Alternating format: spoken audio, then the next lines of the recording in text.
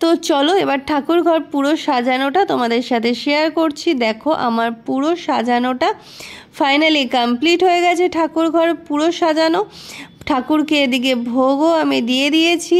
আর কেমন হয়েছে আমার এই ঠাকুর ঘর সাজানোটা সবাই অবশ্যই কিন্তু কমেন্টস করে জানিও। তো এখানে দেখো আমার গোপু সোনা, ছোট্ট গোপু সোনা খুব সুন্দর করে সেজে উঠেছে। এদিকে আমি ফুলের মালা সব ঠাকুরকে পরিয়ে দিচ্ছি। আচ্ছা, তোমাদেরকে একটা প্রশ্ন করি, সেটা হচ্ছে আমার গোপু সোনার রঙটা অনেকটা ফেড হয়ে গেছে, মানে কালারটা উঠে গেছে। তো গোপালকে কোথায় রং করায়, মানে গোপালের রং কোথায় হয় সেটা একটু যদি আমাকে জানাও তাহলে অবশ্যই খুব খুব ভালো হয়। আর দেখো আমি এখানে কলা কাটছি। আমার ঠাকুমা বলতো কলা নাকি সবসময় গ্লাসে বা কোনো হাত দিয়ে ছুলে এরকমভাবে দিতে হয়, কোনো রকম ধারালো কিছু দিয়ে নাকি কলা কাটতে নেই। তো তোমরাও কি আমার মতন এরকমভাবেই কলা কেটে তারপরে ঠাকুরের কাছে প্রসাদ দাও?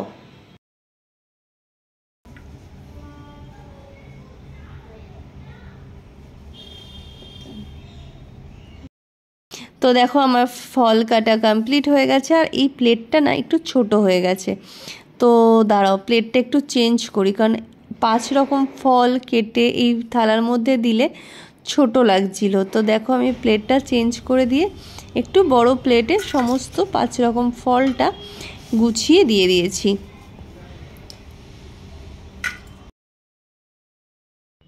হ্যাঁ, তোমাদেরকে যে প্রশ্নটা কথা বলতে বলতে করছিলাম সেটা হচ্ছে, দেখতে পাচ্ছ আমার গোপালটা কিন্তু অনেক দিন হয়ে গেছে, তো একটু কালারটা ফেড হয়ে গেছে।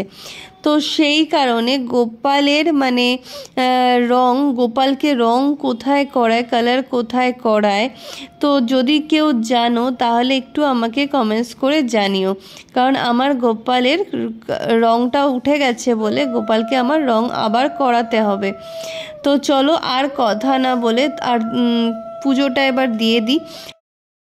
জয় রাধে রাধে কৃষ্ণ কৃষ্ণ গোবিন্দ গোবিন্দ বলো রে।